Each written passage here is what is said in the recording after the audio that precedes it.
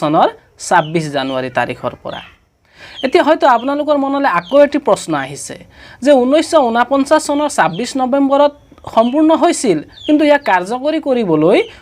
কি কৰা হ'ল 1950 চনৰ এই ২৬ জানুৱাৰী দিনটো বসা হ'ল এই ২৬ জানুৱাৰীয়ে কিয় লোৱা হ'ল বেলেগ এটি দিনো ল'ব পৰা গ'ল হয় নিশ্চয় প্ৰশ্ন আহিছে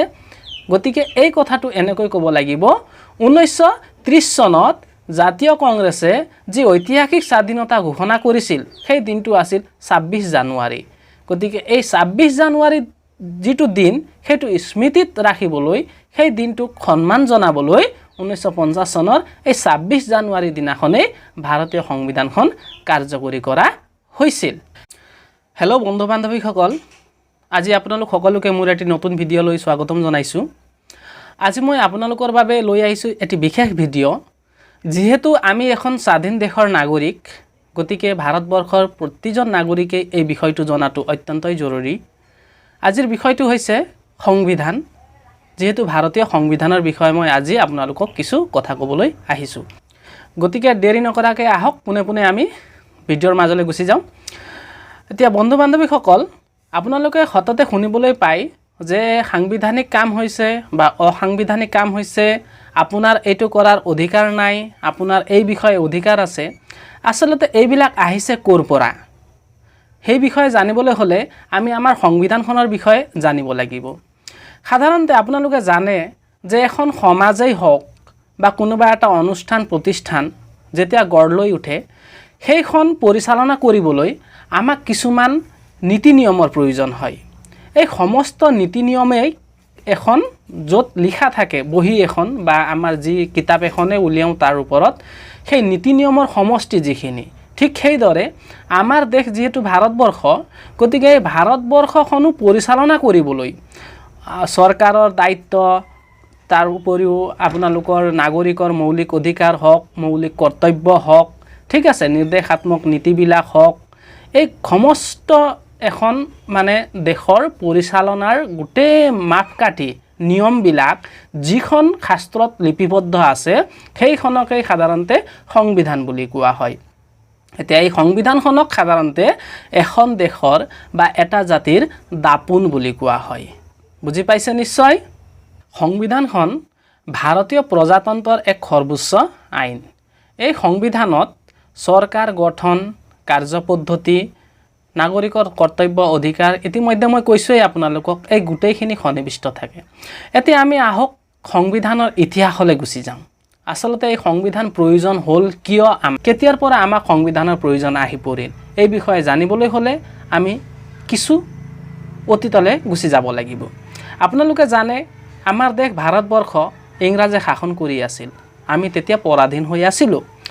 যেতিয়া ইংৰাজৰ হাতৰ পৰা আমাৰ দেশে স্বাধীনতা লাভ কৰিছিল অৰ্থাৎ সেই দিনটো আছিল 1947 চনৰ 15 আগষ্ট এই যেতিয়া স্বাধীনতা লাভ কৰিলে স্বাধীনতা লাভ কৰাৰ পিছত ভাৰতবৰ্ষখন পৰিচালনা কৰিবলৈ এটা নীতি নিয়মৰ প্ৰয়োজন আহি পৰিল যেহেতু আগত ইংৰাজে কৰি আছিল আমাৰ প্ৰয়োজন নাছিল নহয় জানো এতিয়া এই তাৰ পিছৰ পৰাই আমাৰ সংবিধানৰ প্ৰয়োজন হ'ল আৰু সংবিধান বনাবলৈ কি কৰা হৈছিল এখন সংবিধান সভা গঠন কৰা হৈছিল আৰু সংবিধান সভাৰ প্ৰথমজন সভাপতি আছিল আপোনাৰ ডক্টৰ সচিদানন্দ সিনহা আছিল সংবিধান সভাৰ কিন্তু কি হ'ল পিছতেই ঠিক তাৰ পিছতেই ডক্টৰ ৰাজেন্দ্ৰ প্ৰসাদক নিৰ্বাচিত কৰা হ'ল সংবিধান সভাৰ সভাপতি হিচাপে আৰু এটা খচৰা সমিতি গঠন কৰি দিয়া হৈছিল সংবিধান প্ৰস্তুত কৰিবলৈ আৰু এই খচৰা সমিতিৰ আপোনাৰ সভাপতি আছিল ডক্টৰ ভীমৰাও আম্বেদকাৰ এতিয়া সংবিধানখন আমাৰ ভাৰতীয় যিখন সংবিধান এইখন বিশ্বৰ ভিতৰতে আটাইতকৈ দীঘল সংবিধান বুলি কোৱা হয় কিন্তু ইয়াতে মই ক'ব লাগিব বিশ্বৰ ভিতৰত আটাইতকৈ দীঘল লিখিত সংবিধান এতিয়া সংবিধান লিখিত আৰু অলিখিত দুই ধৰণৰ হ'ব পাৰে আমাৰ ভাৰতীয়খন লিখিত সংবিধান এটা ভাৰতীয় সংবিধানখন লিখোতে 2 বছৰ 11 মাহ 18 দিন সময় লাগিছে 2 বছৰ 11 মাহ 18 দিন এতিয়া হয়তো আপোনালোকৰ মনলৈ প্ৰশ্ন এটি আহিছে যে ইমান দিন কিয় প্ৰয়োজন হৈছিল কিয়নো প্ৰয়োজন হৈছিল কাৰণ যেতিয়া সংবিধান লিখা হৈছিল তেতিয়া ইয়াত 395টা অনুচ্ছেদ আছিল 22টা অধ্যায় আছিল 10টা অনুসূচী আছিল যথেষ্ট দীঘল সংবিধানখন আৰু এই সংবিধান লিখি সম্পূৰ্ণ কৰা হৈছিল 1949 চনৰ 26 নৱেম্বৰ তাৰিখে 1949 চনৰ 26 নৱেম্বৰ তাৰিখে এইখন লিখি সম্পূৰ্ণ কৰা হৈছিল আৰু ইয়াক কাৰ্যকৰী কৰা হৈছিল আপোনালোকৰ 1950 চনৰ 26 জানুৱাৰী তাৰিখৰ পৰা এতিয়া হয়তো আপোনালোকৰ মনলৈ আকৌ এটি প্ৰশ্ন আহিছে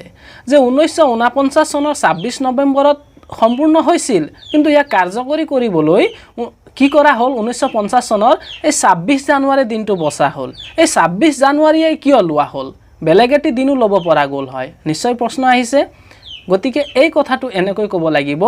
1930 চনত জাতীয় কংগ্ৰেছে যি ঐতিহাসিক স্বাধীনতা ঘোষণা কৰিছিল সেই দিনটো আছিল 26 জানুৱাৰী গতিকে এই 26 জানুৱাৰী যেটো দিন হেতু স্মৃতিত ৰাখিবলৈ সেই দিনটোক সন্মান জনাবলৈ 1950 চনৰ এই 26 জানুৱাৰী দিনাখনে ভাৰতীয় সংবিধানখন কাৰ্যকৰী কৰা হৈছিল সেয়েহে প্ৰত্যেক বছৰ আমি 26 জানুৱাৰী দিনটো গণতান্ত্ৰিক অথবা গণৰাজ্য দিৱস হিচাপে পালন কৰি আহিছো এতিয়া এই সংবিধান যেটো ইংৰাজী শব্দ কনস্টিটিউশন বুলি কোৱা হয় এই কনস্টিটিউশন শব্দটো লেটিন ভাষাৰ কনস্টিটিউট নামৰ শব্দৰ পৰা লোৱা হৈছে যাৰ অৰ্থ হৈছে আমাৰ সংবিধান নীতি নিয়মৰ সমস্ত যিখনত লিখা আছে আৰু সেইখনে আমাৰ সংবিধান গতিকে আপোনালোকক মই আৰম্ভণিতে কৈছিলো অধিকাৰৰ বিষয়ে কৈছিলো এতিয়া এই অধিকাৰসমূহ এই মই যি কৈ আছো যে সংবিধান ভাৰতীয় সংবিধান তাতেই লিপিবদ্ধ কৰা আছে ভাৰতীয় সংবিধানৰ বহু বৈশিষ্ট্য আছে বিশেষত্ব আছে সংবিধানৰ আৰম্ভণিৰ যি প্ৰস্তাৱনা আছে এই সমস্ত কথাখিনি বৰ্তমান কৈ গ'লে ভিডিঅ'টো যথেষ্ট দীঘল হ'ব বুলি মই ভাবিছো গতিকে আজিলৈ ভিডিঅ'টো ইমানতে সামৰণি মাৰিছো পৰৱৰ্তী পৰ্যায়ত ভাৰতীয় সংবিধানৰ বিভিন্ন বৈশিষ্ট্যৰ সৈতে আপোনালোকৰ সন্মুখত পুনৰ উপস্থিত হোৱাৰ প্ৰতিশ্ৰুতিৰে আজিলৈ মই বাসুদেৱ শৰ্মাই আপোনালোকৰ পৰা বিদায় মাগিছো